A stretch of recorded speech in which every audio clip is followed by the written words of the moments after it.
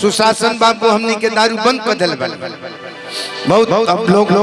कुल भगवान शंकर वाला नशा के सेवन करे लागल से कर नहीं क्या हाँ इज्जत मतलब दूर दूर तक दारू के कोई पते नहीं थे इतना बढ़िया प्रदेश हो गए बिहार प्रदेश सबने के फिर भी गाना हो आदेश बत हम गाते बन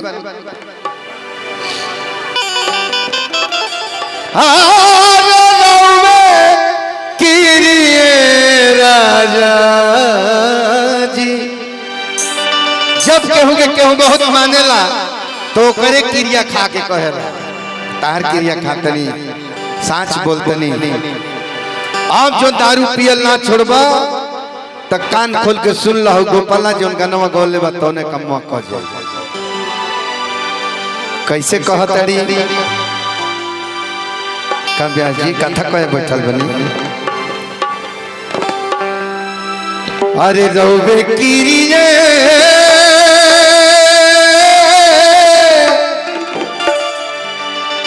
अब कहतानी हम ए राजा कहियो माहुर खा के अरे मर जाए अब पियल ना छोड़ब त कुछ कर जाए ए राजा कहियो माहुर खा के मर जाए पियल ना छोड़ब त कुछ कर जाए रोवे कीरिए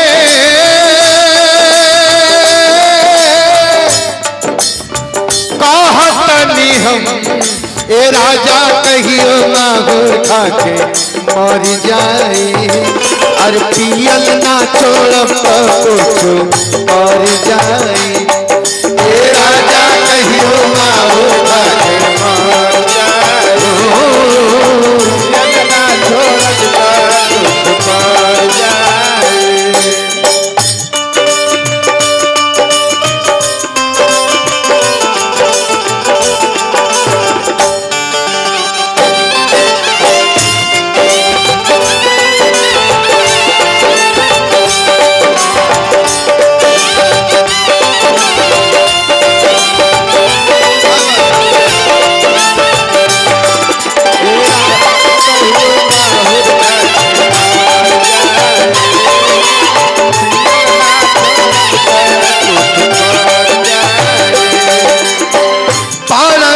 सहनी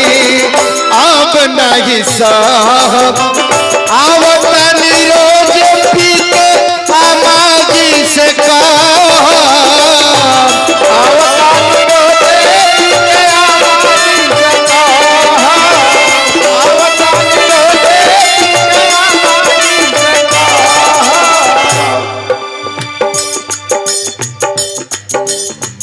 बड़ा दिन सहनी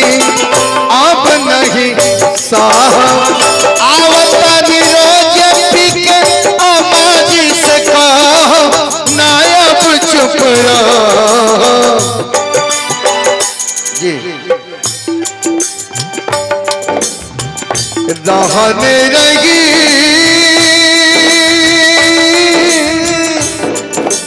अब जदी तो उठा रहने लगी जदी तो उठब डाल के किरासन देला जरी जाए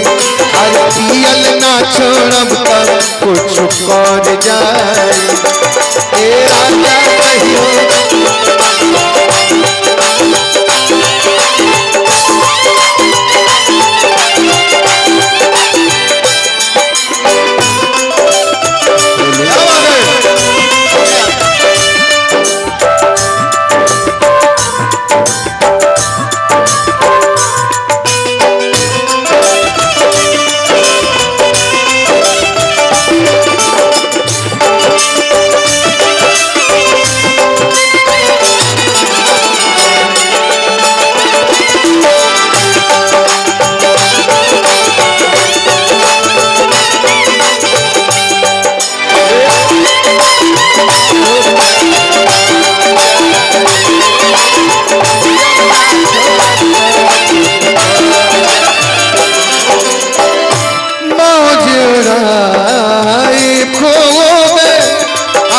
बाबा अब हो आ जा मनन बाबा के आदेश बा फुर्ती में तनी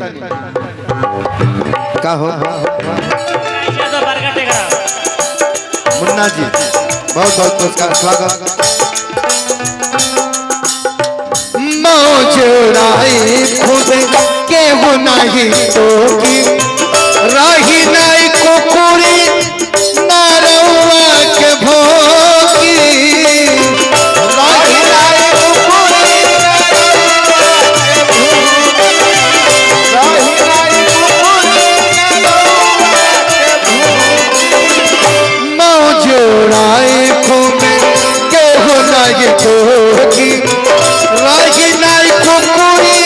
नारवा के भोगी अरे पियला से रोकी भइले बानी अब को फुत भरी कोनो जाके रे लगाड़ी तरे और जाए आदरणीय सुकेश सिंह जी की तरफ से बहुत बहुत पुरस्कार और हमने के प्रोफेसर साहब आदरणीय सुबोध जी की तरफ से हजारों रुपये का पुरस्कार स्वागत बा अभिनंदन बा जय हो धन्यवाद कोनो जाके रेलगाड़ी तरे पड़ जाए अरे पियल ना छोड़ब तो कुछ कर जाए ए राजा कहियो बाबू मर जाए पियल ना छोड़ब तो कुछ कर जाए ए राजा कहियो बाबू मर जाए पियल ना छोड़ब तो कुछ कर जाए ए राजा कहियो बाबू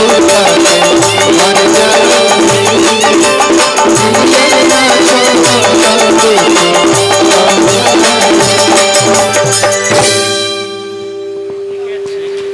आदरणीय निकेश सिंह जी आपके